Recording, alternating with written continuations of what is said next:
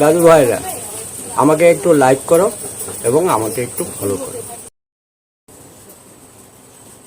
প্রণাম ভাই সকল, তোমাদের ভালোবাসা আর গুরুজনকে জানাই আমার ভক্তি প্রণাম। আমি একজন মূর্খ, বেশি কিছু লেখাপড়া জানি না, ঠিকানা লিখে পারি, তাই যেটা মনে পড়ে কবিতা লেখায় চেষ্টা করি।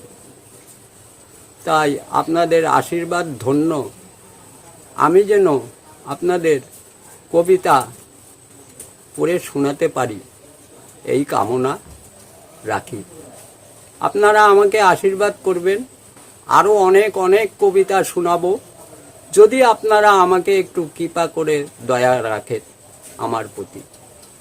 ভালো মন্দ বিচার আপনাদের হাতে, তাই ভিক্ষা মাগি বারে বার, আমি যেন আপনাদের 10 জনের কাছে মাথা গোজার ঠাঁই পাই। এই নিয়ে কবিতা আজ একটা লিখেছি। মেঘ ডাকছে গুরুম গুরুম করে, তাই বসে ভাত রাঁধতেছিলাম হাঁড়িতে। ডাক শুনে একটা কবিতা লিখলাম, সেই কবিতাটা কালকে শুনতে পারবেন। মেঘ ডাকছে।